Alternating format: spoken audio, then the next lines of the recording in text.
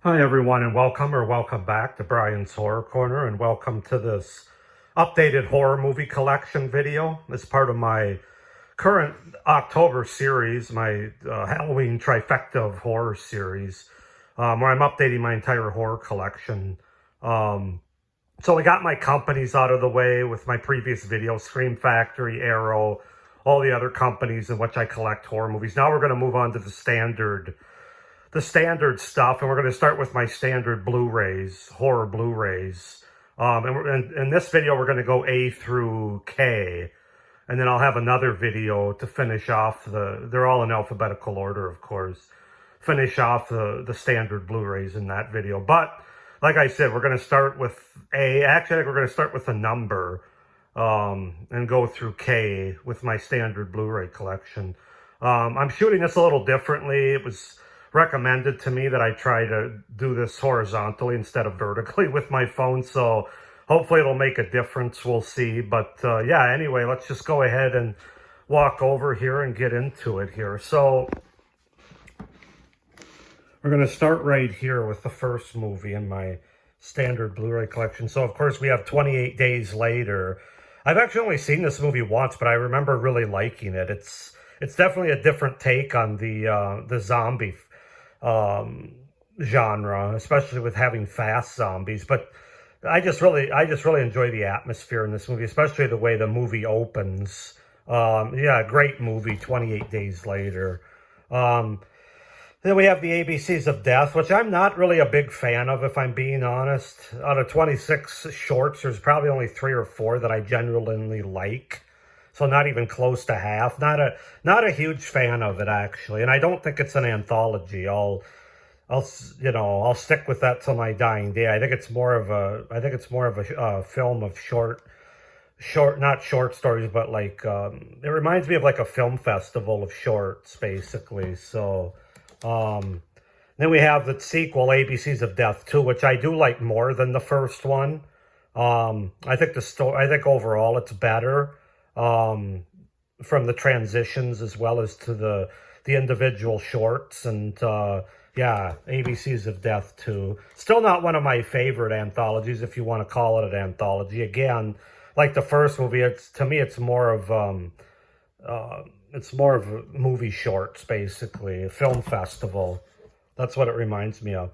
Then we have A Christmas Horror Story, a Canadian horror Christmas anthology movie. I really like this one. I think this is kind of underrated, actually. I really like the art. I really like how the stories tie into the overall narrative. It's really good, really, really effective. So yeah, A Christmas Horror Story, very good.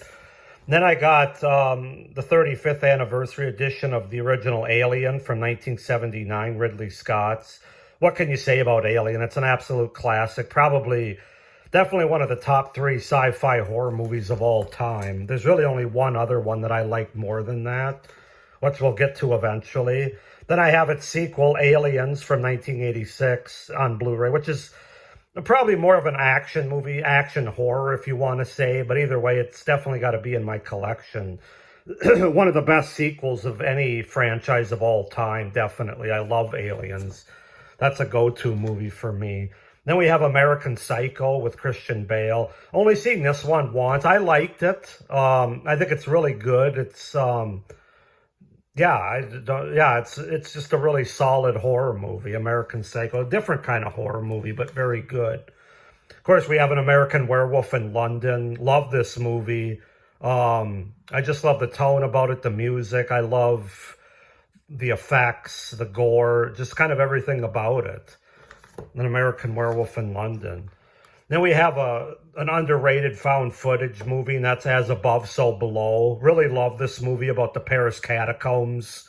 Yeah, just a really, really solid movie. And as you know, I'm not the biggest fan of found footage, but I do have like 3 or 4 that I really like, and this is definitely one of them. And then we have another Christmas horror movie, Better Watch Out. This is one I need to give a rewatch to. I did watch it last year at Christmas time. I thought it was good, not quite as good as a lot of the hype for it, but I need to give it a rewatch for sure. Probably I'll probably watch it here again this year. So now moving down to the next shelf here. We've got Beyond Reanimator. I really like this green Blu-ray case. It really makes it stand out. Haven't seen that one yet.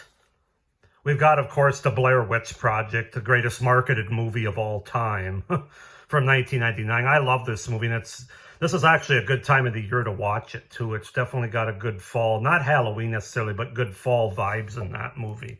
Obviously, found footage. We got Bloodfest, which, of course, I just watched last month. As part of my series where I was reviewing Blu-ray movies. It's a good comedy horror movie. That's what I would call it. More comedy than horror. It's fun. I like the horror attractions, conventions kind of premise. We got The Boy with the slipcover here. The Boy's pretty good. The ending doesn't work for a lot of people. It's okay. I don't mind this movie. It's pretty good. Not great, but pretty good. We got The Call with Lin Shaye and Tobin Bell. Haven't seen this one yet. Also on a slipcover there. We got Carrie, of course, the original from 1976 with Sissy Spacek. One of the great performances by her in a horror movie. Carrie's classic. What else do you have to say? Of course, we got Cat's Eye here, the Stephen King anthology, which I also just watched recently last month. I really like this movie. I think it's a really solid anthology movie from the 80s. We got Children of the Damned. Have yet to see that one. We've got Children Shouldn't Play with Dead Things, the 50th anniversary edition. Haven't seen that yet. One of my favorite movies by John Carpenter, probably my third favorite movie by him, Christine. Oh, I love Christine. It's just so good. It shouldn't work as well as it does about this killer car, but the performances are great, especially by, I can't think of his name now, but the main kid that plays Arnie is who I'm talking about. He's fantastic. It just works. It's so well directed with great music and effects. And then we've got Crimson Peak here with the slipcover. Ooh. Haven't seen this one yet, but I'm excited to watch it. It sounds like a good old-fashioned like gothic ghost story. So I'm definitely interested in checking that out. I got Death Ship from 1980, I believe. Haven't seen it yet. You know, we've got Death Spa, another 80s slasher movie that I haven't seen. What does it say? I can't read. You'll sweat blood. Okay, interesting. So that's Death Spa. We've got Demons 2 by Dario Argento. Haven't seen that one yet. But I do love the first Demons. It's one of my favorites. So interested to check that out. Of course, we got the horror 2-pack of The Devil's Rejects and House of a Thousand Corpses. Of course, I watched and reviewed House of a Thousand Corpses with my series last month. I thought it was good. Definitely Texas Chainsaw Massacre vibes. Have to watch The Devil's Rejects yet. Disturbia, which is kind of a Voyager kind of film, but it reminds me a lot of Rear Window. Not as good, but it's still good. I still like it. Very, probably more of a suspense thriller, but it's good. I like Disturbia. Always have. We have the sequel to The Shining, Doctor Sleep, which I definitely need to rewatch. This I've only watched it once, and that was the extended cut, which was a little too extended for my taste, and I think it probably skewed my feelings on the movie. It's good though, especially for being a sequel that follows up an original classic so many years later. I think Mike Flannery did a really good job with that. Or Flanagan, sorry. Don't Breathe, the original, very good. Again, good performances. Yeah, just a really good like home invasion with a twist kind of movie there. Don't Look Now from the 70s with Donald Sutherland. Have yet to watch it. We've got the Dorm That Dripped Blood, an 80s slasher movie. Have yet to watch it. We got The Exorcist classic, The Exorcist by William Friedkin. What can you say? There's very few movies that have caused audiences to faint and vomit, and this is the only one that I've heard. The Exorcist classic. We've got The Faculty, which I also watched and reviewed in last month's series. Love this 90s horror movie, sci-fi horror movie, The Faculty. So good. So much fun. We've got Fear with Mark Wahlberg and Reese Witherspoon here. Very, very good, very suspenseful. Good performances by both of them.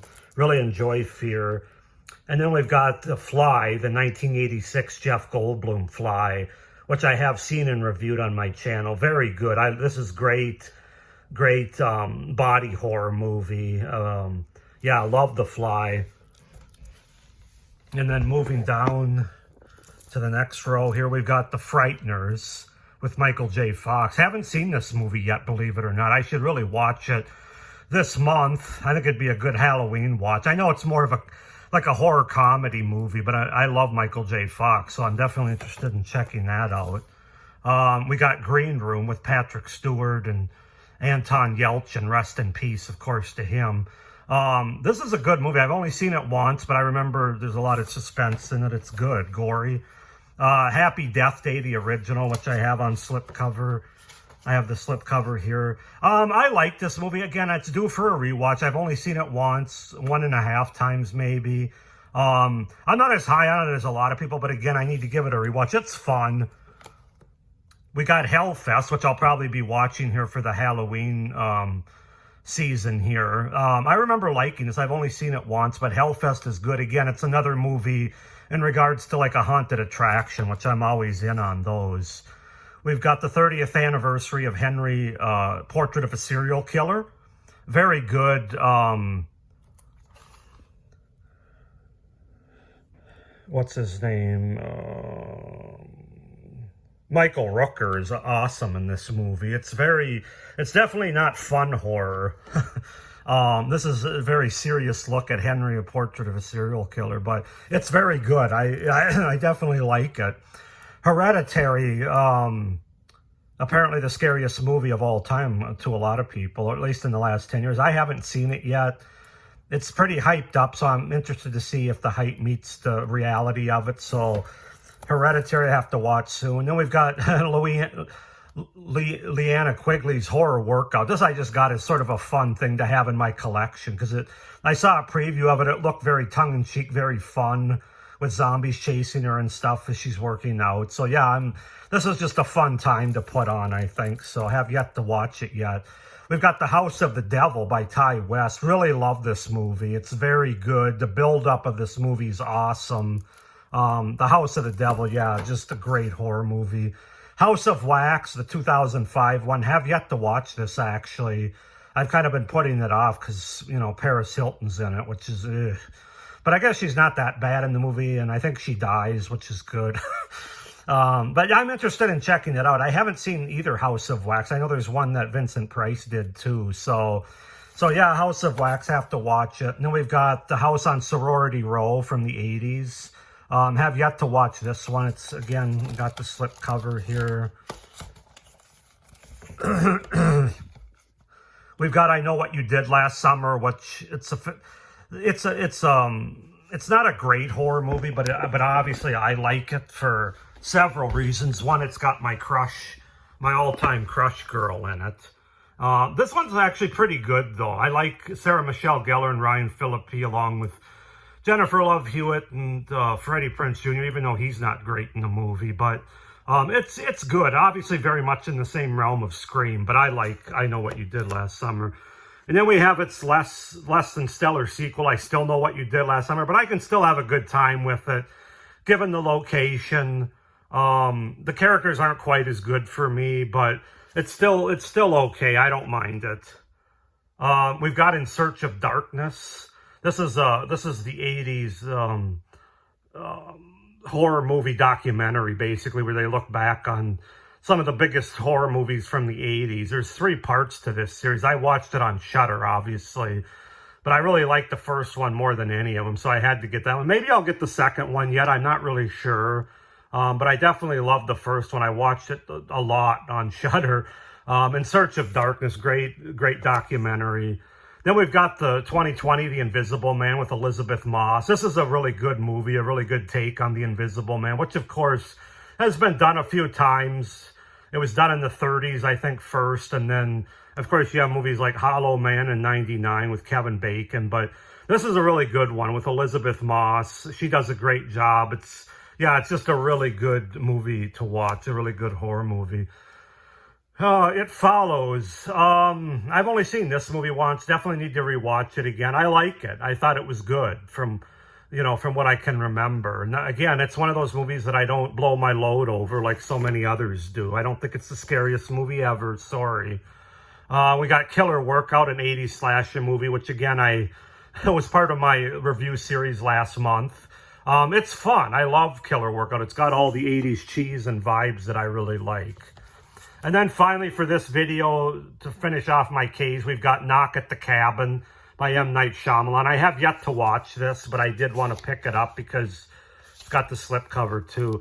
It looked interesting. It looked good. And I heard it was pretty good by most people anyway.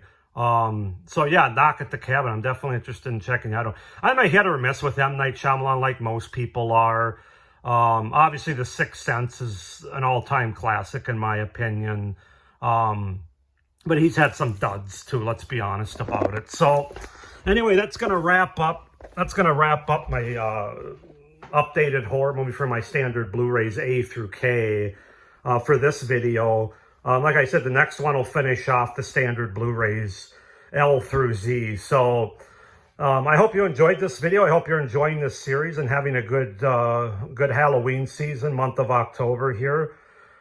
Please like this video and hit the little notification bell so you don't miss any of my upcoming, not only updated collection video reviews, or not reviews, but videos, but also what I have coming up beyond, with my horror convention coming up and re-ranking all the Halloween movies at the end of October.